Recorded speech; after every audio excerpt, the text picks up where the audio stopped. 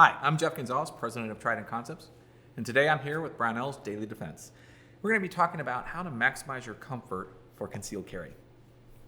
So, when we're talking about maximizing your comfort, a lot of this has to do with physically being more comfortable, but also psychologically being more comfortable. And when I talk to students that have perhaps a little bit of hesitation about carrying concealed in the real world, there's a lot of reasons that I hear, but the three most common are that they're not comfortable, they don't know the law well enough, and that they're worried about their ability to handle the situation. So we're going to talk only about the first one right here, which is how to help them feel more comfortable carrying. And one of the easiest things that you can do if you're not comfortable carrying in public is to carry in home. Try to rack up as many hours in your own home of carrying your firearm. Now, carry the firearm in a safe condition, which would be unloaded, but the more hours that you're able to carry your firearm on your body, the more you're going to learn about how that works. Maybe it's not as comfortable as you thought. Maybe it's more comfortable than you were thinking. Maybe that one shirt doesn't work quite well. Maybe you discover that this is something that you can do longer than you originally thought. So carrying in home is a great way to start. It helps to kind of cover some of the easy, low-lying fruit and then get you outside in the public world. When it comes to like making the transition to going outside, if you still have some reservations, the next best thing you can do is what we call a peer review. Ask somebody that you trust, that's inside of your close circle, to have them look you over, look at your wardrobe. Ask them to kind of inspect your appearance. Are you telegraphing the fact that you're carrying a firearm? Is your wardrobe not ideally situated?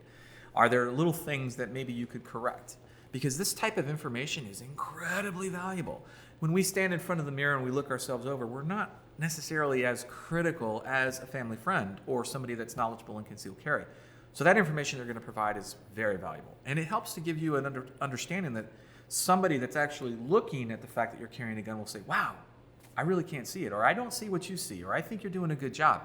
That type of confidence is going to help you to develop that comfort when you actually go out in public. One of the things that helps to build that comfort, we start moving away from the mental aspect and more towards the physical aspect. And here, what we're talking about is a firearm selection. There are some firearms that just aren't going to do really well for concealed carry. Typically, these are going to be full-size firearms. Unless you have the real estate on your body to really do a good job of carrying and concealing those, they're not a good choice. And that is going to help, that will hurt your comfort level if you realize that this firearm is just a little bit too big or doesn't fit your body quite well. The next is going to be the holster and belt combination. If you don't have a good setup, what's going to happen is it's not going to be comfortable, or it's not going to conceal as well as it should. And those, again, should hopefully come out in that peer review. But ultimately, what we're doing with all of this is that we are gaining more familiarization with the art of carrying concealed. Because while there's a science behind this, this is a lot of art. And as you get more comfortable, you're starting to become more comfortable with the art form and learning what you can and can't get away with. And the more you do this, the more you start to expand your understanding of what you can get away with. What I recommend is that as you gain more familiarity, you'll start to gain more comfort. And as you gain that comfort, you gain that confidence. So my recommendation is to try to follow this process. Go through an in-home practice period. Then have friends come over and review everything. Double check your firearm and holster belt selection. And then as you do this, you become more comfortable about carrying concealed. All right, I'm Jeff Gonzalez. If you have any questions or comments, please feel free to post them down below. Until then, take care and stay safe.